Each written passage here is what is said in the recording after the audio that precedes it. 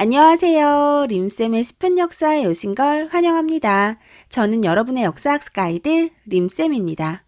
오늘은 한능검 대비 개념 강의 그 11번째 시간 발해로 돌아왔습니다. 지난 시간 우리는 삼국을 통일한 신라에 대해 공부했는데요. 사실 신라의 통일은 고구려의 영토를 대부분 잃은 반쪽짜리 통일이라고 말씀드렸었죠. 그렇다면 한반도 남쪽으로 통일신라가 발전하고 있을 때 북쪽의 상황은 어땠을지 발해의 건국부터 같이 한번 살펴볼게요. 668년 고구려가 멸망하고 난 후 당은 고구려의 옛 땅을 직접 통치하고자 고구려의 유민들을 요서지역으로 강제 이주시킵니다. 이렇게 강제 이주된 고구려의 유민들이 당의 지배를 받고 있을 때 거란이 당의 반란을 일으키는데요. 이 거란 때문에 당이 좀 정신이 없는 틈을 타서 대조영은 고구려인과 말갈인들을 이끌고 만주 지역으로 이동하게 됩니다. 그리고 698년 대조영은 동모산 근처에 도읍을 정하고 나라를 세우는데요. 이것이 바로 발해입니다. 이 발해는요, 명실상부 고구려를 계승한 나라입니다. 발해의 고구려 계승 근거는 이곳저곳에서 많이 발견되지만 특히 발해의 문왕이 일본에 보낸 국서를 보면 스스로를 고려의 국왕이라 칭하고 있습니다. 여기서 말하는 고려가 바로 고구려인데요. 이렇게 발해의 왕이 스스로를 고려의 왕이라 칭한 것은 정말 결정적으로 발해가 우리의 역사임을 알려주는 확실한 근거가 되고 있습니다. 이러한 발해는 고구려인과 말갈인으로 구성되어 있는데요. 고구려인들이 지배층이고 말갈인들이 피지배층입니다.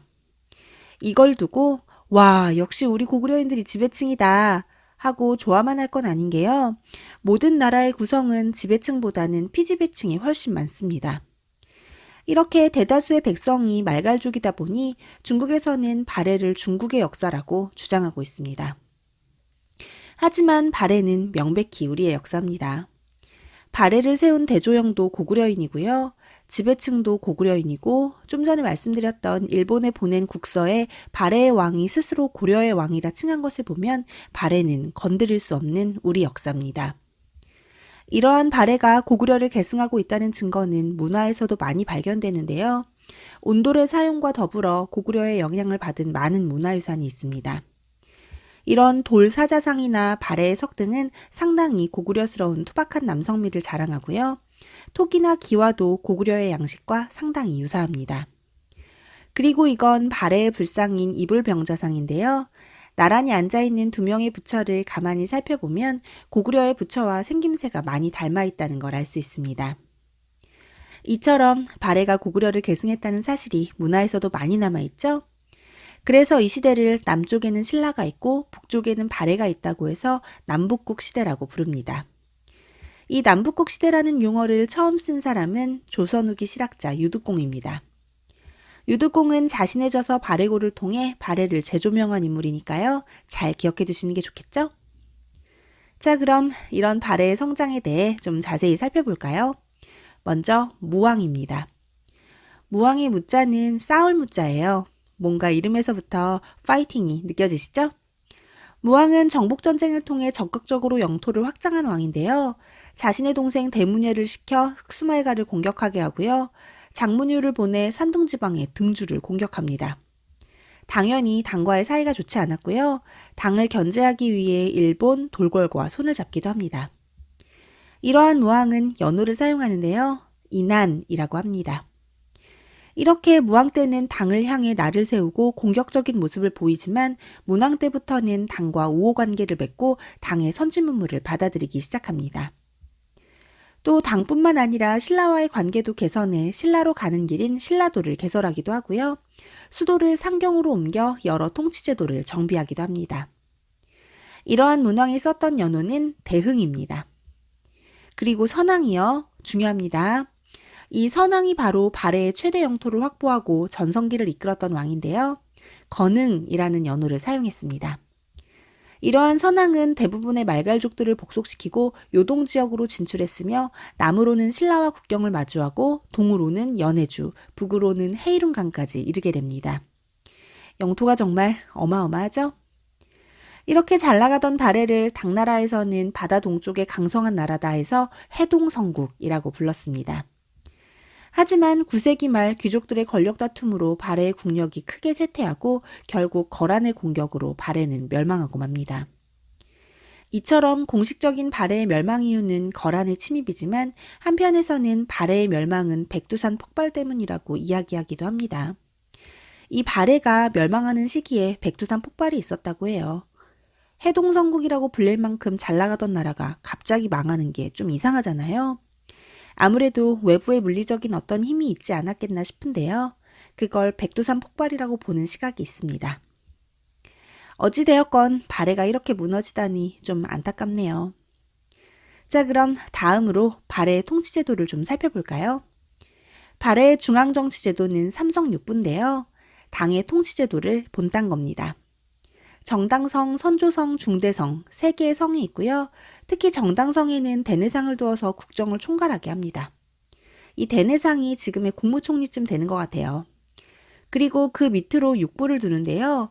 충, 인, 의, 예, 지, 신. 당과는 다르게 유교의 덕목을 따서 이름을 지었다는 걸 좀 기억해 두세요. 이 각 부의 이름은 외우실 필요는 없지만요. 이 육부의 이름이 유교의 덕목을 따서 지어졌다는 건 알고 계셔야 됩니다. 발해의 독자적인 색깔을 나타내주는 부분이기 때문에 중요해요. 그리고 당이랑은 다르게 이 육부를 좌사정과 우사정이 이원적으로 총괄합니다.